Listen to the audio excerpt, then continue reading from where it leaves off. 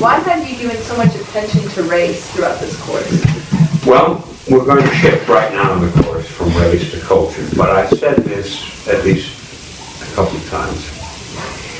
I have to get race out of the way, otherwise I'll get further down in the course and say, well, look, there's a different race, that's why they think different. No, actually, only one race. Let's review why we say that. The first reaction given by Jared Diamond in his Guns, Germs, and Steel was to people who thought that race promoted inequality, early settlers and so on.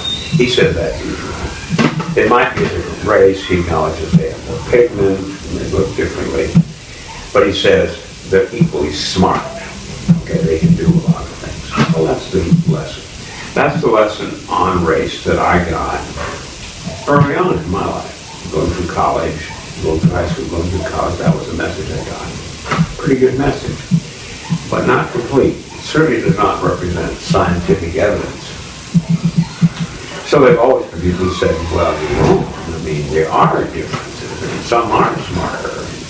You haven't proved a thing just by saying you think they're smart. No, maybe not.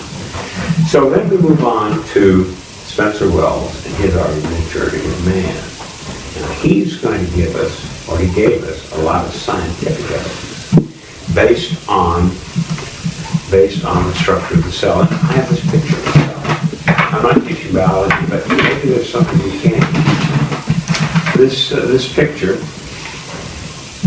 has a cell, a very small part of every human being. It has a nucleus, an even smaller part.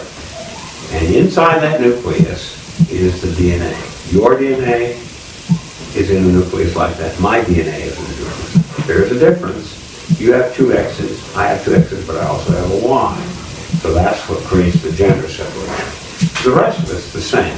It's all in the nucleus. It's this little bitty thing right here. It's not very big at all. Now he tracks the Y chromosome for all the men. And he tracks it all around the globe, demonstrating that indeed all Homo sapiens who were on the earth 100,000 years ago, and I'm not speculating on where they were before then, just 100,000 years ago, they're in Southwest Africa. That group are all over the globe. And they ended up being all Homo sapiens everywhere. He tracked it on the Y chromosome, and he made a statement in his video that it was legitimate for him to follow only the Y chromosome found in men because A, it gave him a clear sample. Okay, that's nice for him. For B, because men don't travel alone, women travel with them. That's a good observation. He's correct. It's true. But you know, it's not quite satisfying because he's left out half. You know, is there something he would learn if he went somewhere else? So, within this diagram, there's something called the mitochondria.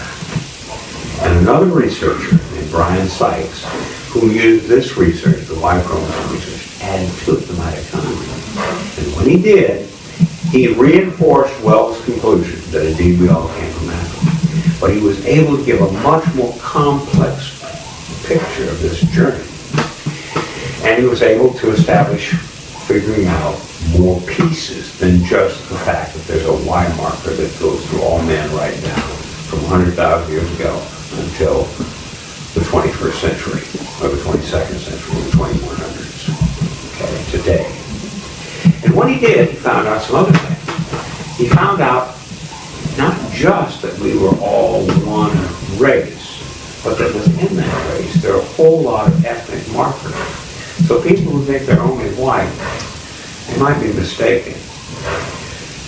In America, you could talk about intermarriage between people. Some of whom were slaves, some of whom were freed by their parents.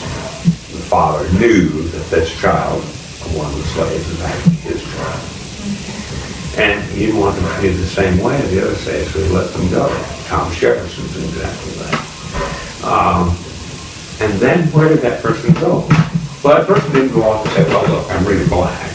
He went off and said, I'm white like everybody else. And that's where a tremendous amount of intermarriage occurred. That's the American story, and it shows, if you look at the DNA of all Americans, a tremendous amount of mixture. A lot of white people who think they're white, but they really got black DNA. A lot of black people who think they're black, but they got a lot of white DNA. But that's not the end of the story. That's only a couple of hundred years. Human beings have been around for 100,000 years. You have to account for all the great-grandmothers, great-great-grandmothers, and great-great-grandfathers from 80,000 years ago. What were they doing?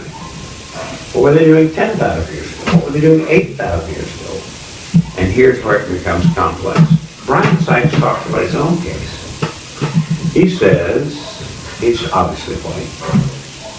He says, I've got a piece of black DNA that regulates my kidneys. Really? Where did that come from? Intermarriage? Well, he's from Great Britain. They had some slavery, but not very much. They never had nearly as many imported slaves. Where did his black DNA come from? And he then speculates, and others can speculate as well, it might have come from the Romans. Oh, no, the Romans were white. No, actually the Roman legions had about 15% black. And after the conquest of Britain, some of these legionnaires stayed behind. So, if that's true of Britain, it's certainly true of France and Germany and a whole lot of other places.